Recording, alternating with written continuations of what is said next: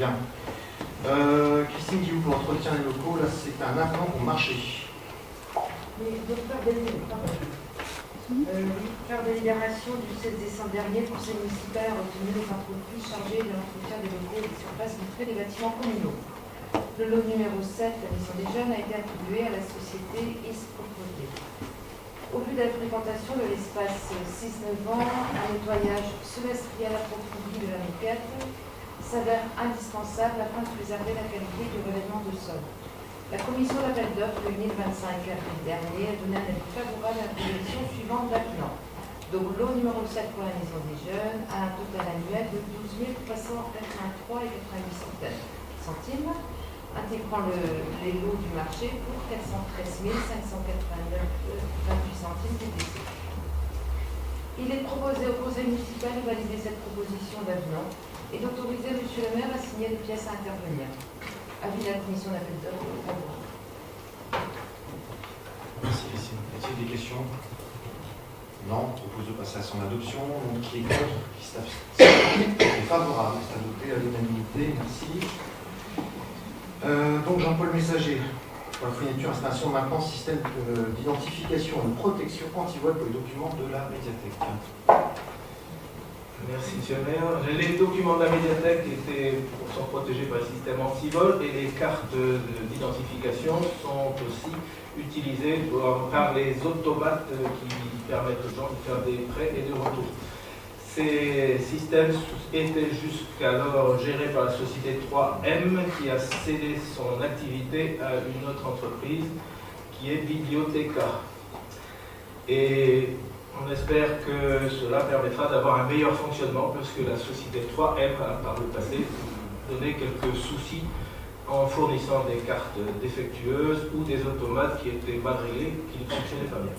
Donc voilà, il s'agit de prendre acte de ce fait qu'une société a cédé son activité à une autre.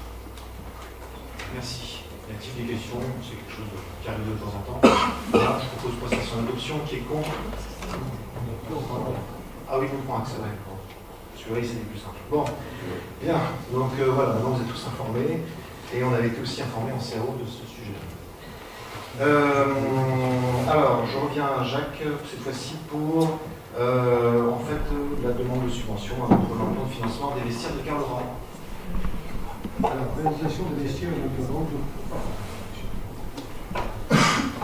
réalisation de vestiaires et d'intervention du complexe sportif de Carl Laurent, modification du programme et du plan de financement, demande de subvention. Donc, programme initial de réalisation de vestiaires et d'intervention de Carl Laurent ainsi que son plan de financement avait été approuvé. Ce dossier a fait l'objet de modifications, se présente désormais ainsi un bâtiment de 540 m², une partie vestiaire de 403 m² 33 et un bureau de 136 m² 70.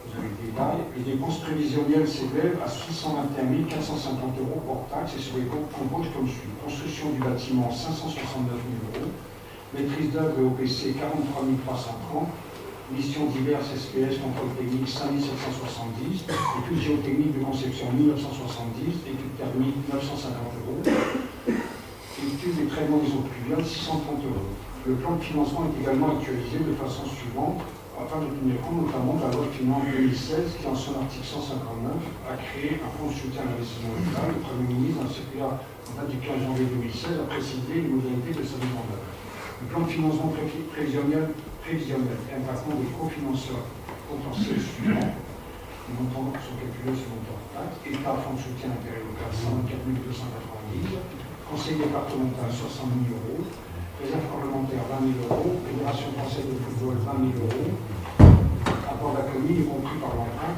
397 160 €.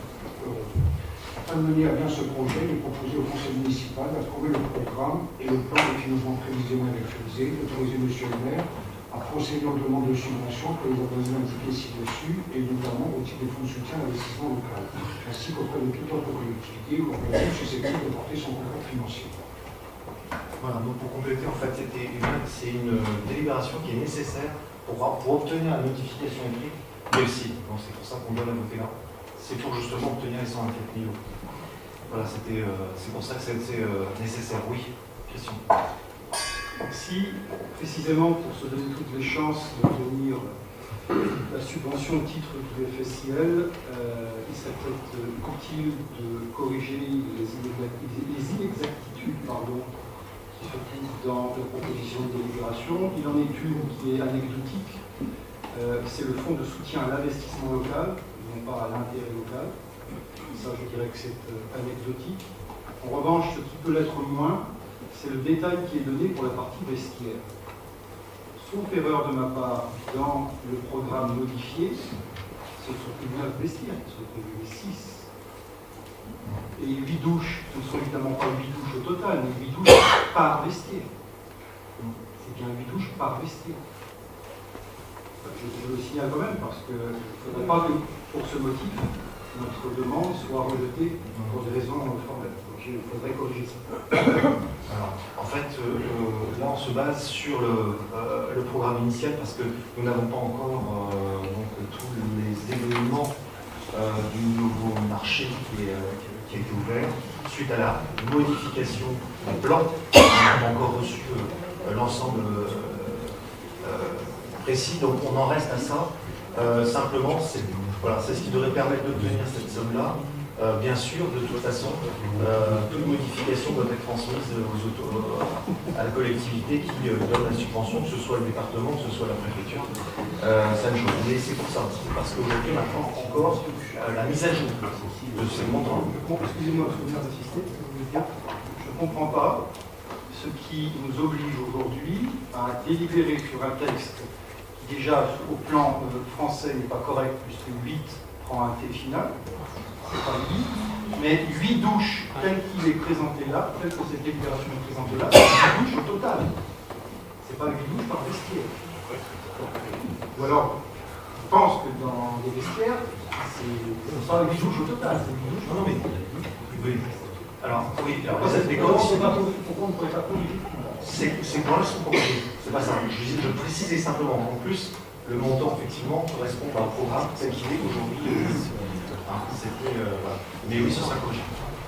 Bien. Donc, les corrections demandées. Ah, pardon. C'est Isabelle. Merci, monsieur le maire. Concernant cette délibération, je reviendrai quand même sur l'erreur d'évaluation de 110 000 € du maître d'œuvre sur le projet initial, il ne faut pas l'oublier, qui aura quand même pour conséquence de devoir mener un projet au rabais. Alors je vais redire, au risque de paraître rabat-joie, mais je n'en ai pas peur, ce que j'ai déjà dit au dernier conseil, et depuis il est vrai que de l'eau a quand même coulé sous les ponts. Si les montants des lots VRD et plomberie chauffage ont été mal estimés par le maître d'œuvre, il est quand même surprenant qu'aucun des élus, des adjoints, j'entends bien, en charge de ce dossier ne s'en soit rendu compte. Je l'ai déjà dit.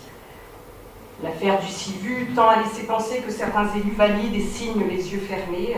C'est regrettable, mais il en est ainsi, passons. Je constate donc qu'au lieu de 12 vestiaires initialement prévus, il n'y en aura plus que 9 ou 6, maintenant je ne sais même plus. Et au lieu de 10 douches, 8 seulement, alors a priori par vestiaire, enfin, tout sera, je dirais, remis en adéquation. Alors, j'avais remarqué la faute 8 aussi. Pour l'anecdote, j'aime beaucoup l'orthographe. En 2 ans que je siège au conseil municipal, j'ai vu des tas de fautes et ça n'a jamais posé problème dans les délibérations et on ne les soulevait pas. C'est pas la première fois qu'il y a une faute. Bref. Alors vous me direz 12 vestiaires au lieu de 9, 10 douches, 8 douches, 6 vestiaires. Bref, ce n'est qu'une histoire de chiffres. Au passage, le fonds de soutien à l'investissement local permettra à la ville de Guipava de diminuer son emprunt. Je n'irai pas jusqu'à remercier Monsieur le Premier ministre, qui ne fait que rendre là ce qui nous prend d'un autre côté, c'est une évidence, mais je me réjouis quand même de cette aide pour notre ville. Je voudrais par contre insister sur le fait que les footballeurs de l'ALEL Poitodon devront certes se contenter de ce projet revu à la baisse, mais surtout que la réalisation de ces vestiaires, elle est attendue depuis longtemps, depuis même très longtemps. Alors il est vrai que tout arrive à qui sait attendre, et c'est tant mieux, et qu'il faut beaucoup de patience pour apprendre à être patient, mais voilà, la patience a des limites. Alors cette erreur de 110 000 € aura fait perdre quelques mois, et je l'espère aussi quelques euros, pour ne pas dire quelques milliers d'euros à celui qui l'a commise, on appelle ça de la négo dans un certain jargon. Les élus d'Ipava Avenir espèrent et émettent le souhait que ce projet connaîtra moins de tourments que la vie municipale, qu'il aboutira désormais rapidement et surtout qu'une attention toute particulière soit portée à sa réalisation. Malgré l'absence de commission, qui, je le rappelle, depuis 2 ans, ont toujours été convoquées par les adjoints, et afin de ne pas prolonger cette attente de l'AL Poitou-Long, eh bien, nous voterons favorablement pour cette délibération. Je vous remercie. Merci. Alors, un petit complément. Ce nouveau projet, effectivement, pour essayer de rester dans l'enveloppe financière, hein, c'est ça l'idée, a été aussi, bien sûr, soumise à la Poitou-Long, hein, puisque c'est les usagers les destinataires de ces locaux municipaux. Une réflexion aussi des anciens locaux en dur, je dirais pas le GECO, hein, mais les autres, est prévue aussi pour justement compenser ce manque de vestiaire de manière à ce que, fonctionnellement en tout cas, ça réponde à leurs besoins au mieux. Donc voilà, donc il y a quand même ça aussi d'un côté pour justement pouvoir répondre à l'ensemble du besoin qui lui reste toujours vrai. Hein, c'est pas qu'on fait plus vestiaire au hasard non plus. Bien, donc suite à ces modifications demandées et puis sur ces interventions, si on n'a pas d'autres, je propose donc de passer à son adoption. Donc qui est contre, qui s'abstient, qui est favorable. C'est adopté à l'unanimité. Merci. Ipava est un partenaire majeur des associations proposant des actions sur son territoire et souhaite s'y associer financièrement. Pour l'année 2016, il est proposé au conseil municipal d'attribuer les subventions suivantes et d'autoriser M. le maire à signer une nouvelle convention à intervenir. L'Amicale laïque de Poitou-Long, 800 €. Les Amis de la Chapelle Saint-Yves, 320 €. L'Association pour le développement des arts de l'oralité, 800 €. L'Amicale laïque de Guipava, 1600 €. La chorale Chanterelle, 800 €. CQFD, 1200 €. Guitare et chanson, 960 €. Soit un total de 1680 €. Ainsi que pour... Qu'est-ce que j'ai dit? Ah bon, excusez-moi. 6480 €. D'autre part, alors, Diviez, 800 €. Oui, j'ai pas l'accent breton, je suis désolée. Arsène, 3200 €. L'association Guipava Identité et Patrimoine, 2800 €. Riban-des-Lormes, 3500 €. Et Ouagodou, voilà, 500 €, pour un total de 10 800 €.